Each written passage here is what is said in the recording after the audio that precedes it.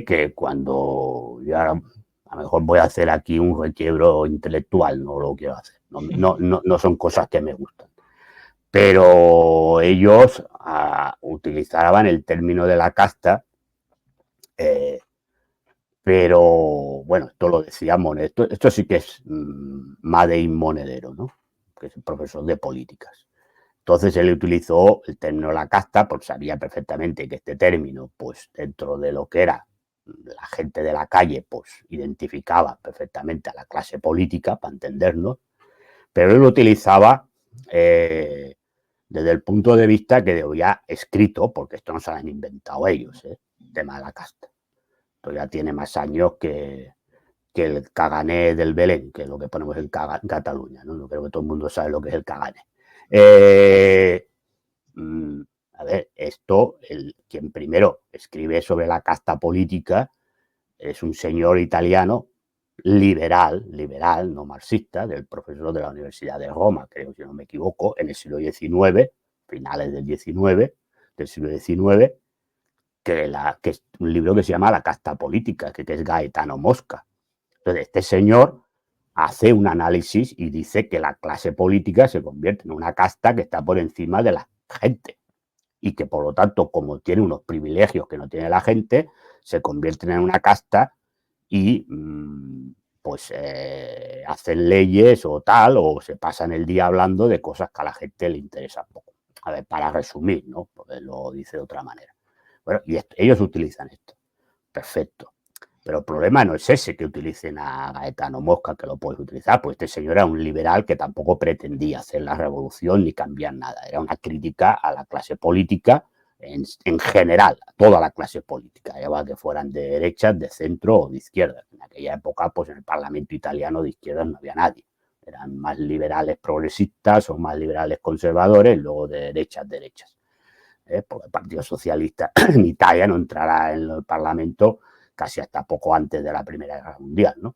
Entonces, pero está muy bien. Pero ellos, que eso sí que se lo dije a Pablo Iglesias un día en Intereconomía Televisión, cuando él utilizó el término de la casta y yo le hablé de Gaetano Mosca, pero yo le dije, pero vosotros no estáis utilizando, ya que sois una fuerza que decís de izquierdas y romperora y rupturista con el régimen, no utilizáis el término de la casta que utilizó Rosa Luxemburgo, que era una marxista polaca que vivió en Alemania antes de la Primera Guerra Mundial, que fue miembro del SPD, del Partido Socialdemócrata, que participó en la Revolución Espartaquista, fundadora del Partido Comunista Alemán, y que la mataron en el 1919 por participar en la Revolución de Berlín, que se hubo en Berlín al final de la Primera Guerra Mundial, y la asesinaron los Freikorps, que eran cuerpos francos de la extrema derecha alemana. Bueno, esta señora, en un librito que se llama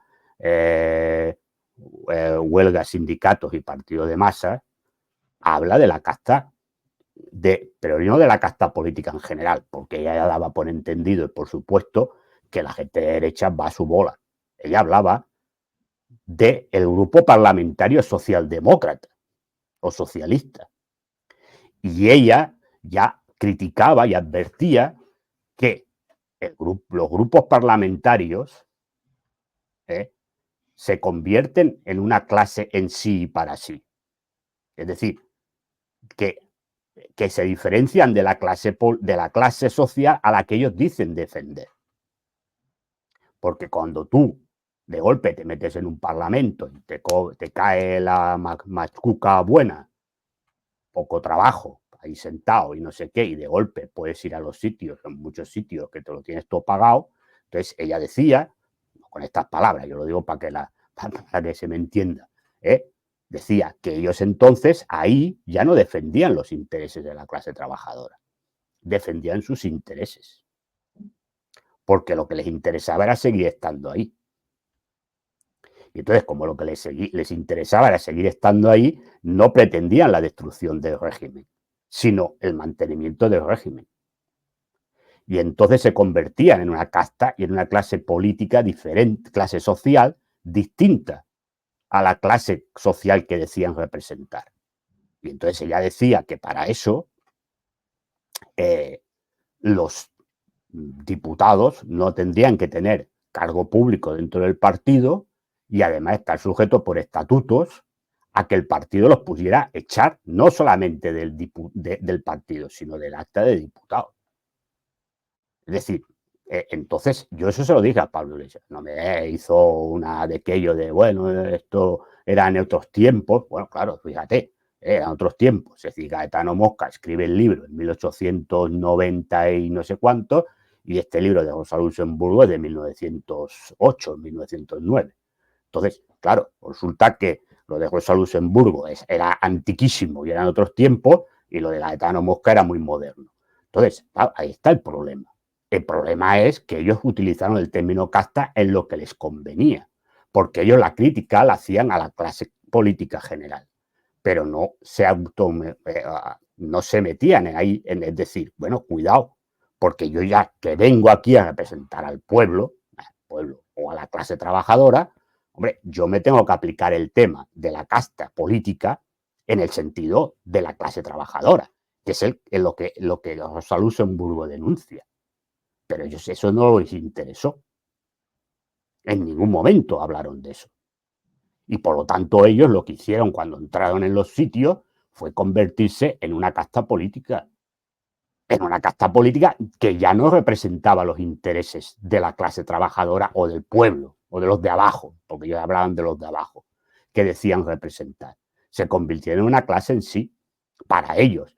Y entonces lo que les convenía era mantener ahí en la poltrona y discursos que venían, que cuidado, eso era también una parte del objetivo final de su constitución, la introducción, junto con el PSOE, es decir, aquí yo no quito al PSOE, junto al PSOE de la izquierda woke en España. ¿Y qué es la izquierda woke? Bueno, la izquierda woke es lo que sale de los think tanks americanos, que es abandonemos la lucha de clases, porque la lucha de clases no existe, y entonces ahora lo que hay son luchas de colectivos.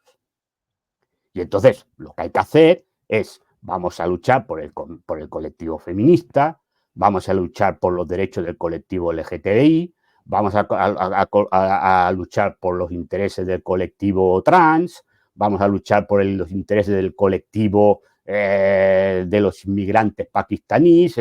¿Y eso qué conlleva? Pues como eso que conlleva a que tú lo que haces es atomizar las luchas y dividir las luchas. Y entonces cada uno está pendiente de su lucha. Y le quitas el tamiz de la lucha de clases. Es decir, es revolucionario.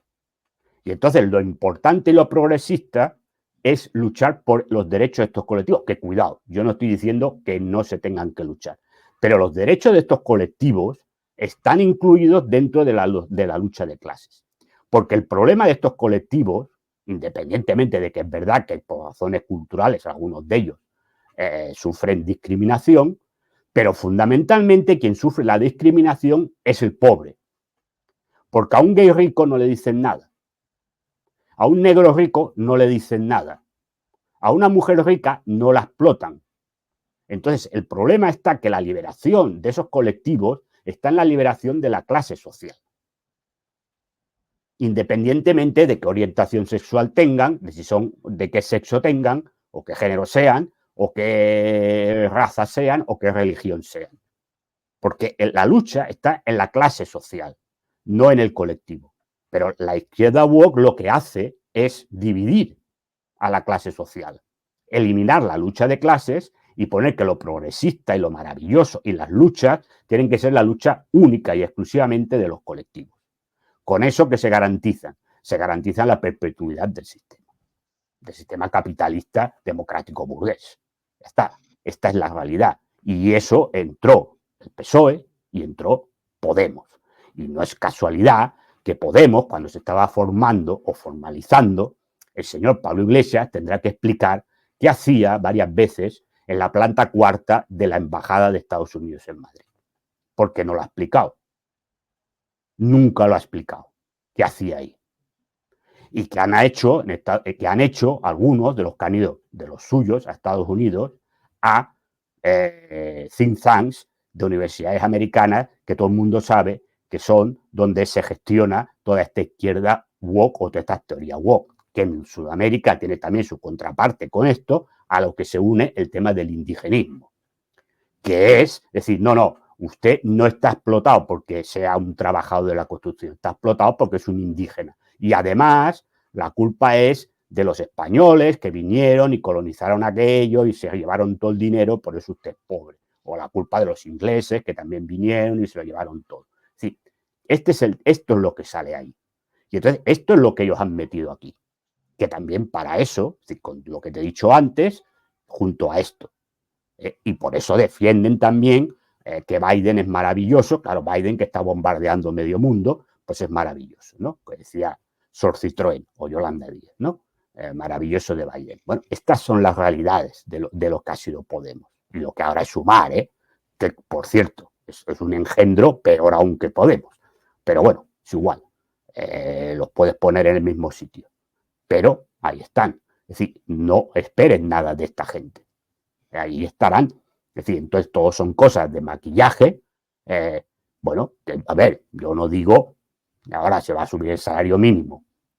Pero pues bien que se suba el salario, si yo no estoy en contra de que se suba el salario mínimo a la gente. Pero esto, vamos a ver las contrapartidas que va a llevar. Pero el problema no es el salario mínimo. El problema es que usted tiene unos alquileres que valen 1.400 o 1.500, ¿no? Barcelona.